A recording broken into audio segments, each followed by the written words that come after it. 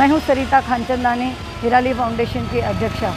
एक दशक से हिराली फाउंडेशन पर्यावरण संरक्षण के लिए एक अपनी जद्दोजहद और अपनी लड़ाई लड़ रहा है, लेकिन कहीं ना कहीं आज बहुत दुखी होकर प्रशासन के जिस तरह से गैर जिम्मेदाराना हरकतें हो रही हैं कि हमें कहीं भी एज अ नागरिक, एक आम जनता, कोई भी सहयोग नहीं मिल रहा है। सर्वप्रथम जिस तरह से उत्सव के दौरान माननीय मुख्यमंत्री श्री एकनाथ शिंदे जी ने एक तरह से ये घोषणा कर दी कि यह उत्सव निर्बंध मुक्त होगा, लेकिन उन्होंने कोई ऑफिशियल जीआर नहीं निकाला और पर मौखिक इस तरह उन्होंने एक आह्वान कर दिया जिसकी वजह से आज पूरा का पूरा शहर प्रदूषण से भर गया। प्लास्टर ऑफ पेरिस की गणपति इस वक्त बैन है, मूर्तियां बैन है। सेंट्रल पोल्यूशन कंट्रोल बोर्ड के सख्त निर्देशन है, महाराष्ट्र प्रदूषण नियंत्रण मंडल को इसकी अमलबजावनी करनी थी, लेकिन ये निर्बंध मुक्त उत्सव के आह्वान से ये उल्टा ऐसा हो गया कि भर भर के प्लास्टर ऑफ पेरिस की बड़ी बड़ी मूर्तियां उल्लासनगर में आई। उल्लासनगर का इंफ्रास्ट्रक्चर आप सभी को पता है कि पर्याप्त नहीं है, बहुत सारे अपने ही प्रॉब्लम्स हैं और उन्हीं प्रॉब्लम में और प्रदूषण को एडअप कर दिया इस स्वयं घोषित निर्बंध मुक्त उत्सव ने। खुद माननीय मुख्यमंत्री जी के सुपुत्र जो हमारे एमपी हैं श्रीकांत शिंदे जी के मौजूदगी में भी जनहित याचिका 173 ऑफ 2010 की धज्जियां उड़ी, जो आप सभी ने देखा, और उसके बाद वो एक ऐसी शुरुआत रही कि उसके बाद जितने भी आगमन उल्लासनगर शहर में हुए वो बिना पुलिस के इजाज़त के थे, लेकिन उसमें ध्वनि प्रदूषण अधिनियम, नॉइज़ पोल्यूशन रूल्स और PL 173 ऑफ 2010 के सभी ऑर्डर्स की धज्जियां उड़ गई। जिस तरह से इलीगल बैनर्स, पोस्टर्स पूरे शहर में भरे हुए, ये भी PL 155 ऑफ 2011 की धज्जियां उड़ाने के लिए कम सबूत नहीं है। आज कल का मेरा ये धरना एक महिला होने के नाते, एक नागरिक होने के नाते बहुत ज़रूरी इसलिए हो गया है क्योंकि अब मेरे पास कोई और रास्ता नहीं बचा है कि हज़ारों लेटर्स लिखने के बाद भी प्रशासन कहीं कोई रिप्लाई नहीं करता।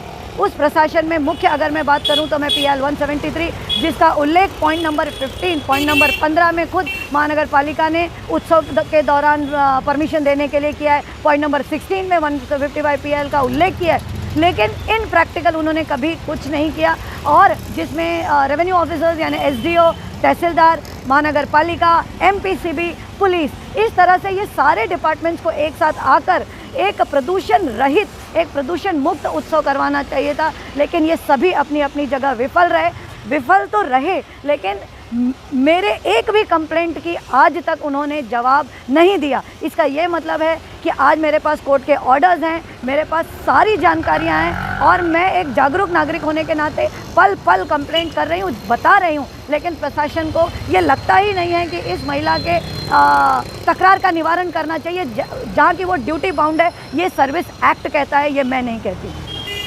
मेरा ये धरना PL 155 ऑफ 2016 जो जनहित याचिका माननीय बॉम्बे हाई कोर्ट में, जिसमें कि धड़ल्ले से पेड़ काटे जा रहे हैं उल्लासनगर में, बिल्डर्स को ओपनली सपोर्ट किया जाता है, जिसमें एक मैं एग्जांपल आपको बताऊंगी कि उल्लासनगर 3 स्थित सेंट्रल हॉस्पिटल के सामने की जो एक रिजर्व्ड भूमि है, जो जहां अभी मुझे पता चला है कि वो पोस्ट ऑफिस की रिजर्व सरकारी ज़मीन है, वहां पर बिल्डर्स ने आज 4 माला बिल्डिंग बना दी, जहां पर अनगिनत पेड़ काटे गए। मेरी कंप्लेंट्स के बाद, प्रूव होने के बाद भी अभी तक प्रशासन वहाँ पर कुछ नहीं कर रही है। उसी तरह से बालधुनी नदी के किनारे 50-60 पेड़ काट दिए गए। इतनी ज़्यादा का एविडेंस और प्रूफ देने के बाद भी अभी तक किसी के ऊपर कोई कार्रवाई नहीं की गई। अगर इसी तरह ये ग्रीन लंग्स, इसी तरह ये हरे पेड़ काट दिए गए तो हम कैसे सांस लेंगे।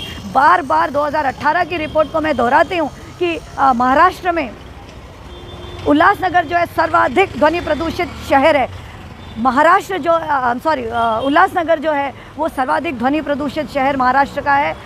उल्लासनगर जो है 17वें क्रमांक पर है पूरे भारत में वायु प्रदूषण में। उसके बाद महाराष्ट्र की नदियां वैसे ही इतनी प्रदूषित हैं और हमारी नदियां बालधुनी नदी और उल्लास नदी वैसे भी हाई कोर्ट और सुप्रीम कोर्ट में बह रही हैं, लेकिन स्थिति जस की तस है। करोड़ों रुपए के फंड्स आ रहे हैं। आज मीटिंग्स में मीटिंग हो रही है NCAP के नाम पे, वो नेशनल क्लीन एयर प्रोग्राम के नाम पे, माझी वसुंधरा के नाम पर करोड़ों के फंड्स आ रहे हैं और पर्यावरण संरक्षण के नाम बड़े बड़े प्रोजेक्ट्स और इवेंट्स हो रहे हैं, लेकिन स्थिति जस की तस।